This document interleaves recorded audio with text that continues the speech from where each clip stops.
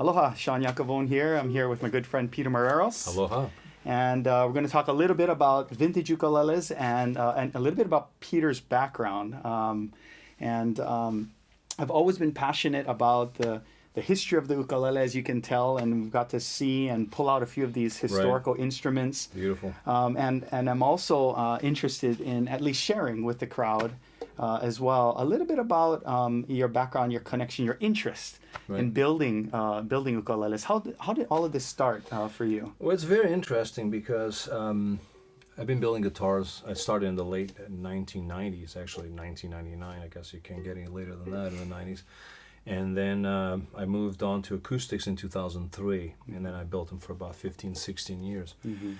But then a couple of years ago, I visited a friend that actually builds or does a ukulele build class, and I just kind of was intrigued, and I thought, I'd like to maybe one of these days try and build one. And that was actually followed by a trip to Maui the following weeks. Mm-hmm. And I decided when I got here to Hawaii that I was going to research a little bit more and find out more about it and know a little more about the ukulele, because I really didn't know much about it besides the way they looked. And that's when I found out, and I was a little awestruck that the Portuguese had brought the ukulele to Hawaii. Being Portuguese myself, born in Portugal, I was like, wow, this is kind of like very neat, very interesting, and it definitely kind of like got me really thinking.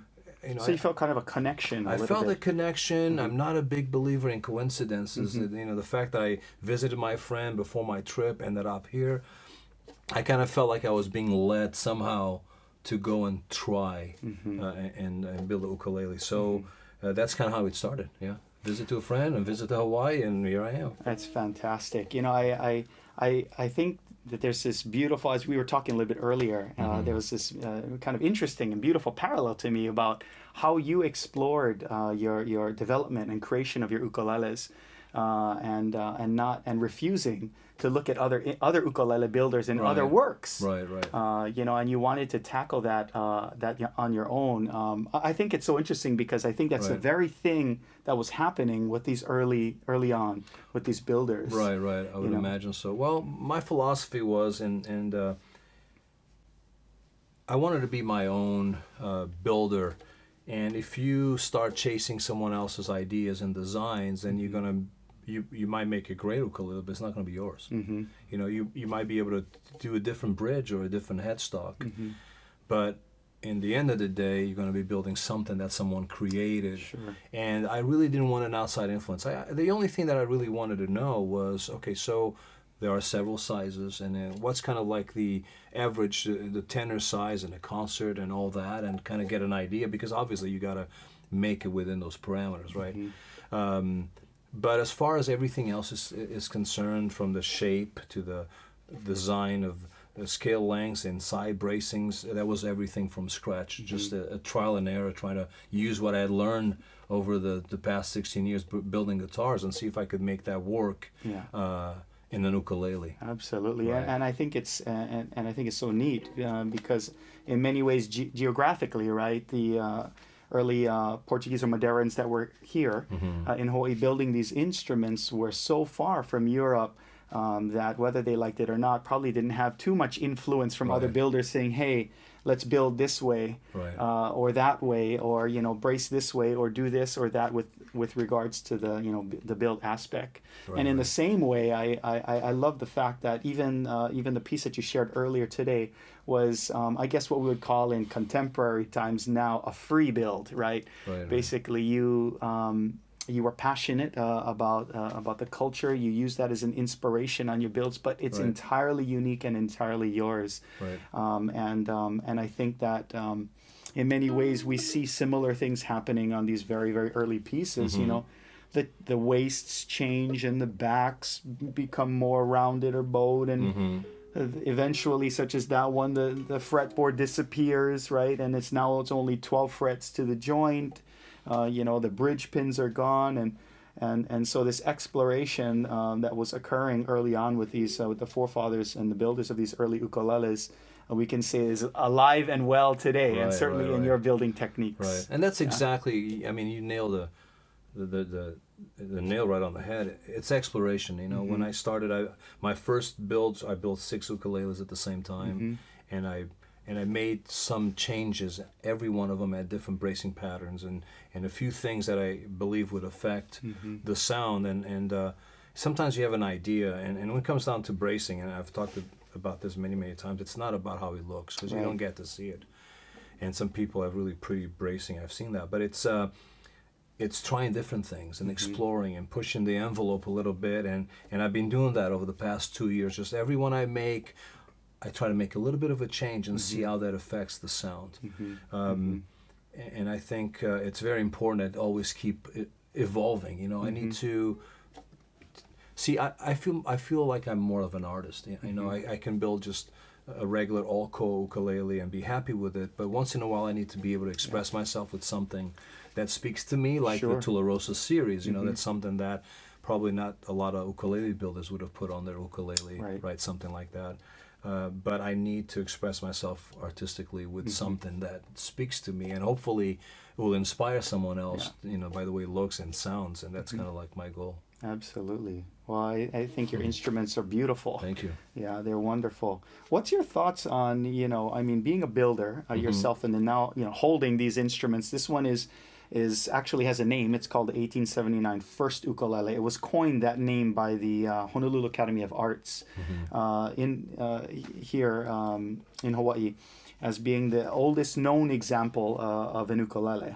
And then you have there about 1895 ukulele made of all koa. Clearly doesn't have the fingerboard and so forth, but a couple of things that you had mentioned prior to us getting on was how lightweight these things are. Featherweight. Well, one of the things I'm really excited. I have seen these before online. Of course, I've never really held one until today. But one of the things that a lot of builders are afraid of, including myself, is how light can you go? How light can you build? Because I think everyone knows that a light build, when it comes especially bracing and soundboard, you get a livelier sound. And this is a perfect example how light you can build, and it still made it for 100 years plus. So that gives me some confidence that I can go even lighter on mine. Right. No, I love it. I think this is, I mean, the craftsmanship is superb. It really is. I mean, there are no gaps. The joints are great.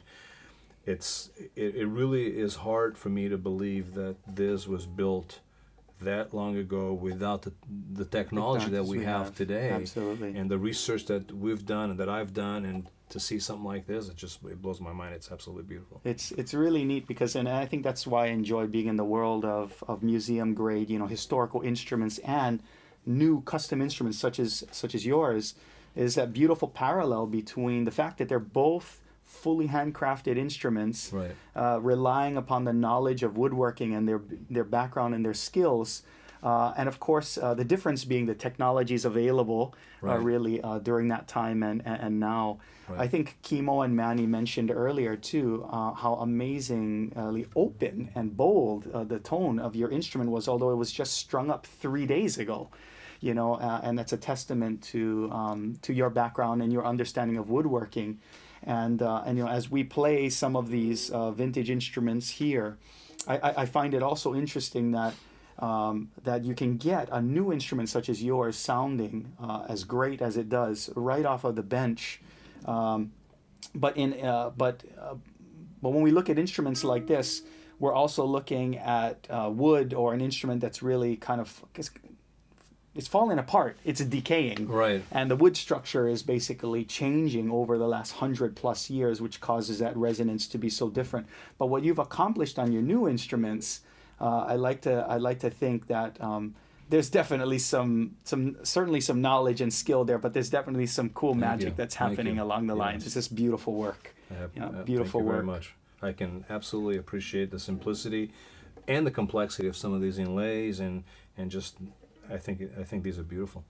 You know, it really makes me wonder, you know, because I sometimes wonder about the new instruments as they head out to new homes and they're being played and they're enjoyed, what kind of parties they go to, what kind of music they're being played on.